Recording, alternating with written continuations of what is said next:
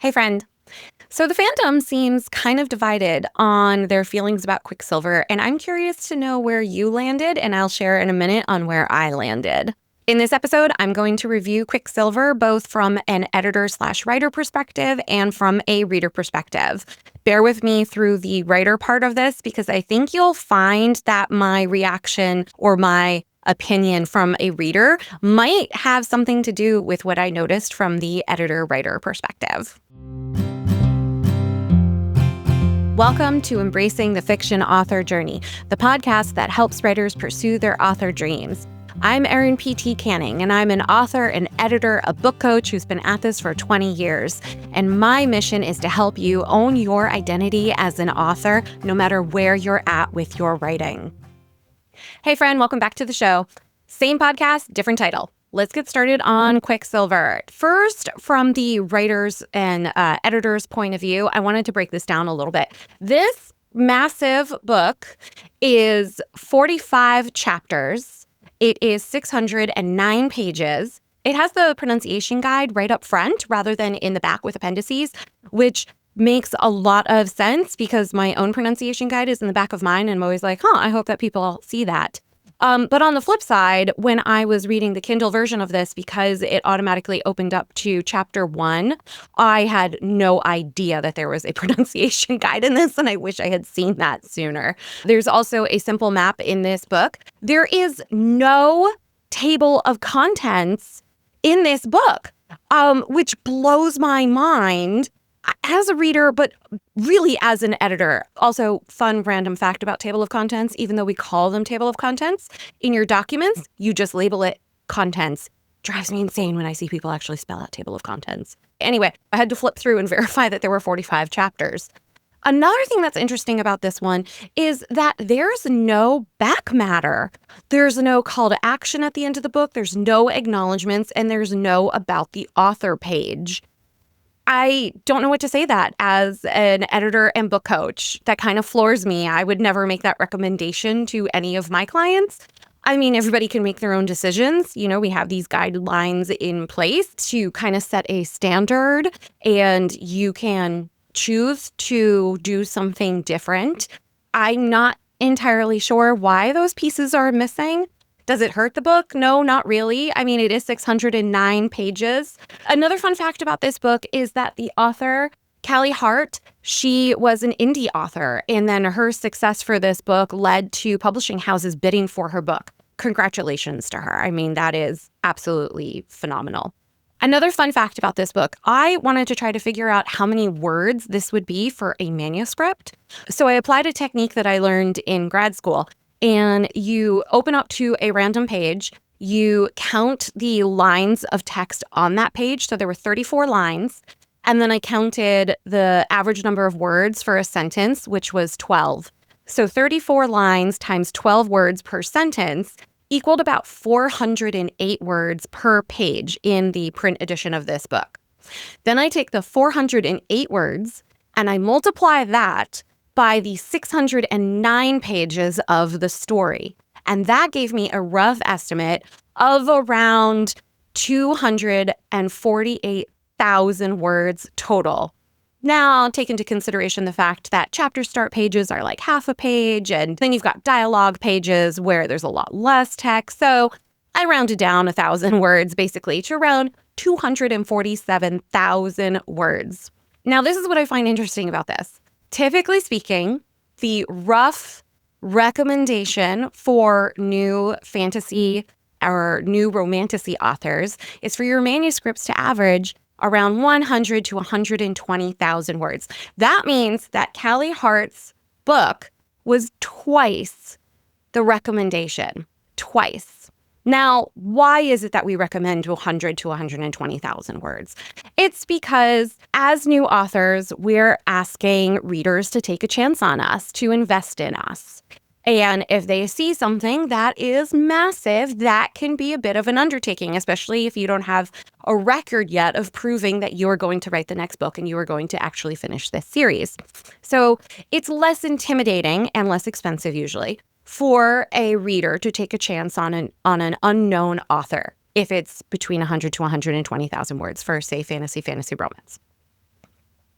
However, as I said, these are guidelines and you can choose to do different. It pays to know what is recommended and then you can make an informed decision to do something different. I give Callie Hart credit for the fact that she wrote 247,000 words for this book. That's impressive. So whenever we get these guidelines, we're not saying, oh, you can't do that. But it's definitely interesting to be aware of that and to have an example of someone who chose to write the story she needed to tell, and it was twice the typical recommendation. So congratulations again to her on that. A couple more things on the writer-editor side of things. We also typically recommend that the inciting incident take place between chapters 1 and 3. And in Callie Hart's book, in Quicksilver, the inciting incident happens in chapter 1. And that is when Sirius is stealing the palace guard's golden glove. The inciting incident is usually an external event that makes it impossible for our character to continue to live their lives the way that they had been up until that point. It is something that influences and sets them on a different path. So here we've got Sirius stealing the palace guard's golden glove, and that's it. She can't go back to her regular life because the guards are going to be hunting her and her family, and her life is going to change. Given the fact that there's 45 chapters, and this is a massive story, she still managed to get the inciting incident in chapter 1. So kudos to her.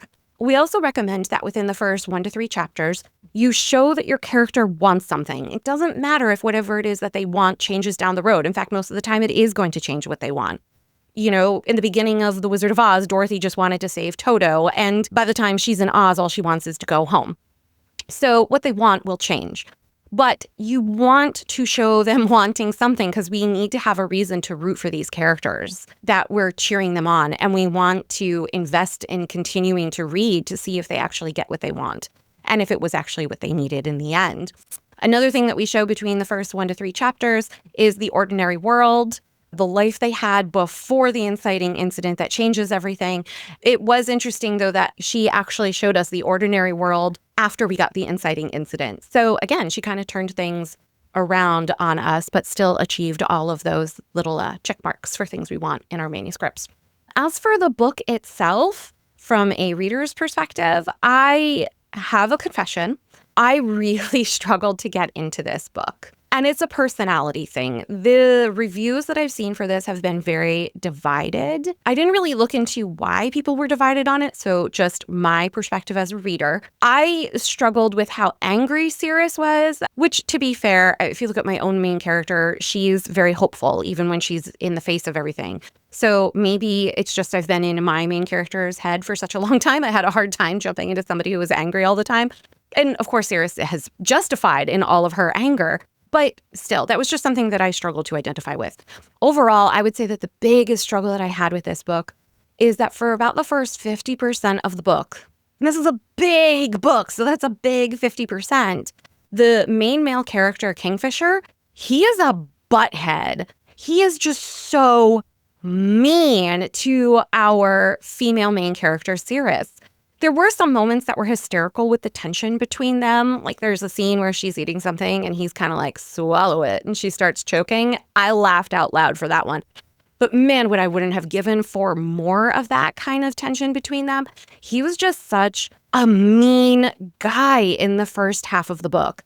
And so I wasn't rooting for them as a couple. In fact, I really just wanted her to kick him in the somewhere and walk away. Or at least, you know, go embrace her destiny with somebody else watching over her all the time. I really struggled with that. So I went back and I reread the description of the book and I was like, okay, this is going to get good. I believe it. And I kept on going. And then by around the 50% point, and I still was not enjoying Kingfisher at all, I wound up having to go online and read all of the spoilers for the book. I feel so bad sharing this out loud. I read all of the spoilers for the book because I was like, give me something in here to latch onto. And the spoilers were amazing for like the second 50% and especially the last 25% of the book. And I was like, well, that sounds amazing. I want to get to that. So I kept reading. And sure enough, absolutely loved especially the last 25% of the book. Like that blew me out of the water. I was like, this is fantastic. And I am genuinely excited to read the second book. And I genuinely am rooting for Sirius and Kingfisher. And I love how their story developed.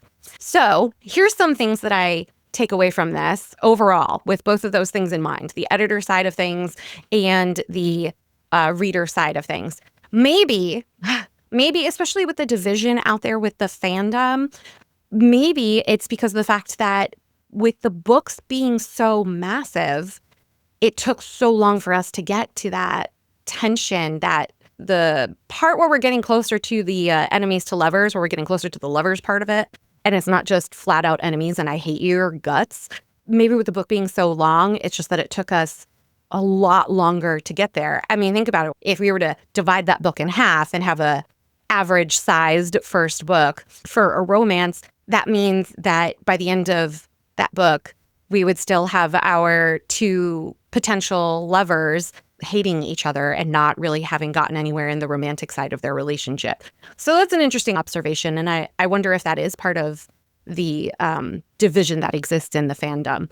In terms of world building, the book was absolutely phenomenal. And I will say that as much as Kingfisher drove me insane, or like the anger in there, Karen Swift, I don't know if I'm saying his name right because he is not in the pronunciation guide part of the book, but Karen Swift, he provides much needed comic relief. And I absolutely adored his character and I can't wait for his story. And I just thank the author so much for injecting that comic relief, because he made me laugh out loud a ton of times. And I love the fact that he created then more of that tension where we're seeing Kingfisher getting jealous that Karen's, sharing food with Sirius and Kingfisher. We're finally starting to see some interest from him over there. Of course, at the end of the book, we do get the justification of why Kingfisher was so mean for the first half of the book, a la Rhysand giving the story of what happened with Under the Mountain with Feyre. And I loved Kingfisher for that, but it was a challenge for me to get to that point. I would rather read a book where I don't have to read all the spoilers in order for that to motivate me to continue going on. But I'm glad that I did. And like I said, I'm genuinely excited for the second book to come out. That is my review of Quicksilver. And I hope you found this helpful. Let me know your thoughts. Until next time, happy reading and happy writing. You've reached the end of another episode. Are you aching to write your first book? Don't struggle with getting words on the page. Download my free guide, 4 steps to help you finish a first draft. Before you forget, go to the show notes right now for the link and get your copy today.